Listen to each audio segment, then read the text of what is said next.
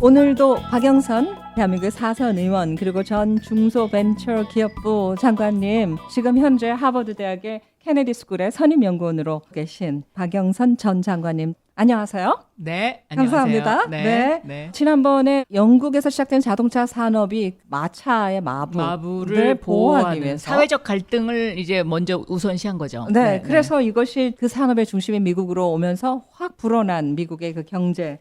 그러다가 미국이 경제 대공황을 겪으면서, 대공황에 우리가 잘 아는 뉴딜 정책은 대부분 사람들이 알죠. 그렇지만 또 하나의 미국의 아주 정신적인 근간을 만들어준 그 아메리칸 드림 대서사시, 그것의 정신이 결국은 1944년에 미국이 조금 힘을 얻었을 때 2차 세계대전이 유럽에서 막 일어나고 있는 그동안에 그 브레튼 우드라는 곳에서 미국에서 44개국이 모여서 협정을 맺었는데, 그때 금 본위로 해서 금 1온스에 $35달러로 금을 사고 파는 그걸 협정을 맺으면서 미국이 그동안 1, 2차 세계대전을 통해서 세계 여러 나라들이 전쟁 속에서 돈이 필요하니까 미국이 그냥 헐값으로 팔았던 금이 갑자기 돈이 되면서 미국이 경제 위기를 극복했다는 말씀까지 해주셨습니다. 제가 지금 정리를 잘하고 있는 건가요? 네, 잘하고 계십니다.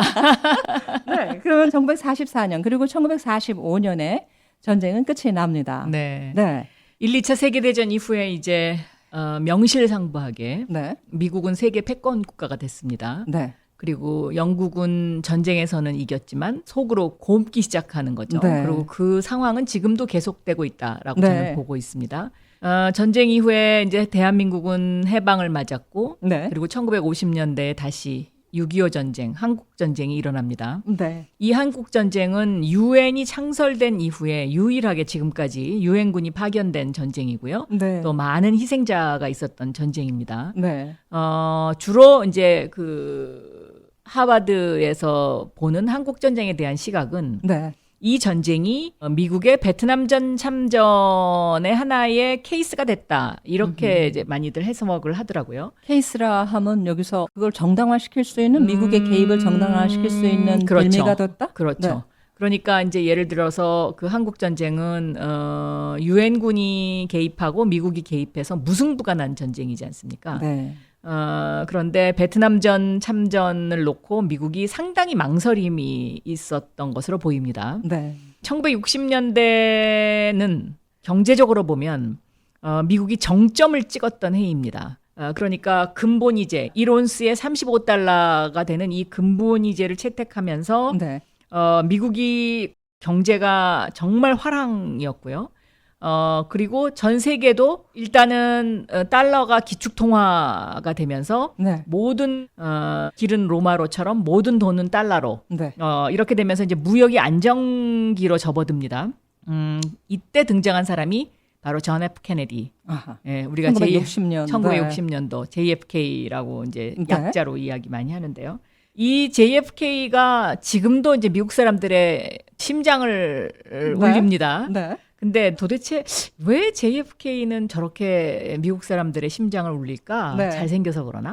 아니면 뭐 제클린이 있어서 그러나? 뭐 이제 이렇게 생각을 하면서 그 하버드 케네디 스쿨의 Reasoning from the Past, 과거로부터의 추론할 수 있는 그런 과목이 있습니다. 이게 이제 스웨덴 출신의 로게발 교수가 이제 강의를 하는데요. 강의를 정말 멋지게 잘합니다. 근데 이분이 이제 보니까 베트남 전쟁과 관련된 책을 썼고요. 그걸로 퓰리처상을 받았고 JFK 전기를 쓴 사람이에요. 근데 이분의 강의를 듣다 보니까 JFK가 정말 중요한 결정을 했더라고요. 그러니까 1963년도에 쿠바 위기 때 그때 미국과 소련이 핵전쟁을 할 뻔했었습니다. 그러니까 그 기록에 보면 군부에서는 전부 소련하고 전쟁하자고 합니다. 그런데 이런 어떤 강한 그 의견을 자제시킨 것이 바로 존 F 케네디더라고요. 존 F 케네디가 해군 그 경력이 있지 않습니까? 그 해군 경력 때 자기가 느꼈던 경험, 그것을 군인들한테 이야기하고요. 그리고 그 군인들의 그 강경한 목소리를 잠재우기 위해서 카운슬 제도를 만들어서 자문단을 구성을 해가지고 거기서 토론을 해서 미국의 대통령으로서 소련에게 대단히 강한 메시지를 구사하지만 전쟁은 치르지 않고 이 위기를 극복하는. 네. 그래서 미국의 패권이 계속 유지될 수 있도록 하는 그런 아주 매우 중요한 결정을 했다는 것을 제가 새삼 알게 됐고요. 네. 그 당시에 소련은 후르시조프 시절이었습니다. 그런데 네. 이 후르시조프는 존 F 케네디를 어떻게 생각했냐면 그냥 젊은 애숭이 대통령 이렇게 평가를 하고요. 네.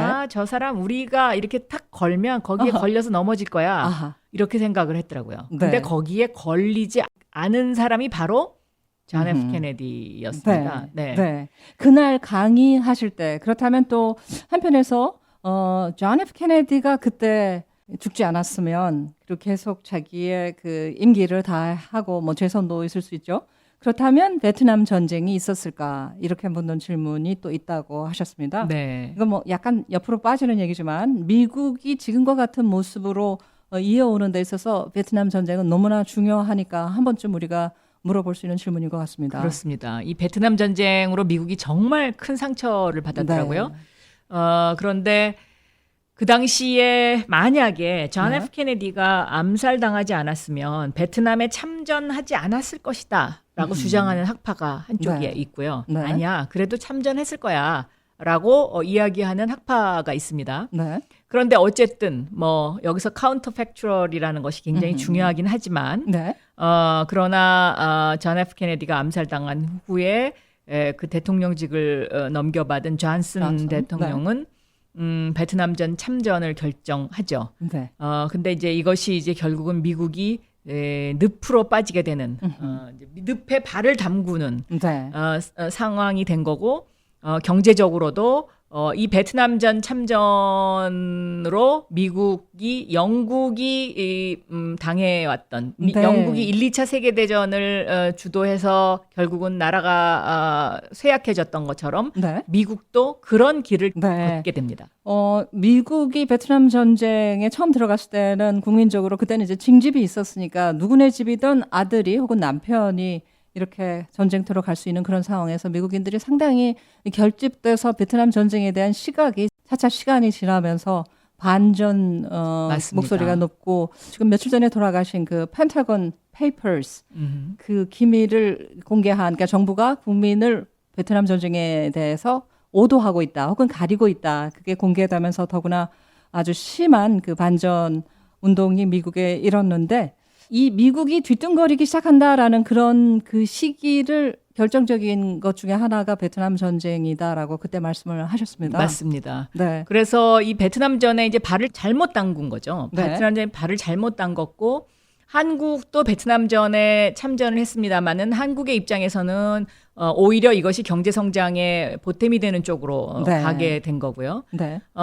그리고 이 베트남전에 발을 잘못 담그고 또 거기에 금본위제의 1온스당 35달러라는 이 금본위제가 그 전 세계의 무역 규모가 커지다 보니까 미국이 이것을 감당할 수 없는 상황으로 몰려가고 있었던 겁니다. 그러니까 네. 예를 들면 금 1온스를 주면 무조건 달러를 35달러를 줘야 되는데요. 네. 이게 무역 규모가 어느 정도 적당할 때는 이것이 이론적으로 가능한데 네. 무역 규모가 너무 커지니까 미국의 입장에서는 달러를 더 점점 더 많이 찍어낼 수밖에 없는 상황이 된 거죠. 네. 달러를 많이 찍어내면 결국은 인플레라는 또 네. 역효과가 나타나지 않습니까? 네. 그러면서 1970년대를 맞게 됐는데 네. 이 1970년대는 정말 최악의 상황이었습니다. 미국의 입장에서 보면. 네. 오일 쇼크가 있었죠. 우리 그러면 이쯤에서 끊어갈까요?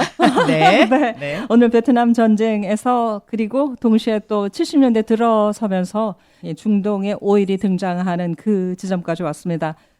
너무나 잘 아시는 사선 국회의원이면서 또 중소벤처기업부 장관을 지내신 지금 현재 하버드대학의 케네디 스쿨의 선임연구원으로 계신 박영선 전 장관님. 오늘 감사합니다. 네, 감사합니다.